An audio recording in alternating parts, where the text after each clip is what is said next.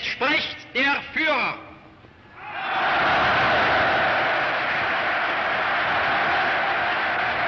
Up to that time, I would have died for Hitler. I would have died for him. Now, the first one I'm going to show you is the most offensive in all the world.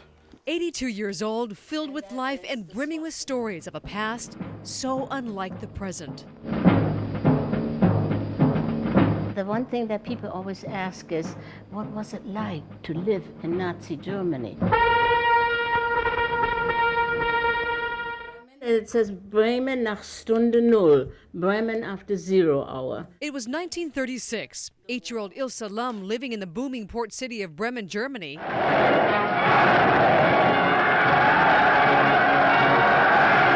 was about to meet one of the most hated figures of our time. There was a Christmas party. You see all the big swastikas.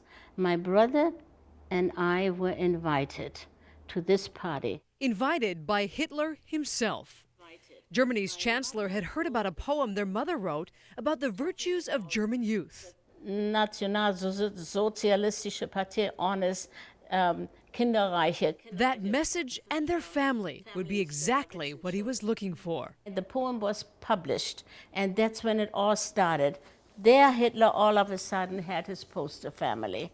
She worked in Hitler's headquarters, declared himself to be the godfather of the youngest child. My oldest sister was put in charge of all of Northwest Germany for the indoctrination of young women. Hitler building what he called the master race. 3 years later, Hitler bombed Poland. The war started. You didn't dare say anything against the war. And signs of Hitler's most sinister plan appeared. They would bring truckloads of Jewish women to come and clean the streets, and the women would make a sign that they were hungry. When the war ended and all of a sudden the curtains were drawn for the world to see. Only then, she says, did she and so many Germans realize the extent of what Hitler had done. This is the camp I visited afterwards. Let me just see. Camps. The ovens.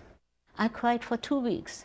But as the war winded down, her life would take an unexpected turn. My husband was a Hilo boy and Chinese. Ken Lum, an Air Force pilot stationed at Bremen Airport, befriended her brother, met Ilse, and fell in love. He said, I'll take her to Hawaii and add a few pounds, which of course he did. This is Jean Ariyoshi. She's since spent decades absorbing Hawaiian culture and using her past to uphold the truth. There's a strong movement going on to deny the Holocaust. She's been particularly incensed by Iranian President Mahmoud Ahmadinejad, who once called the Holocaust a myth. The eyewitnesses are dying out. And what happens if we don't speak up? Now I'm a charter member of Jews for Jesus. Henceforth, the bearer of this certificate is to be considered fully Jewish. A colorful life filled with lessons worth remembering. So as long as I have breath, I will talk. Laura Yamada, KITV4 News.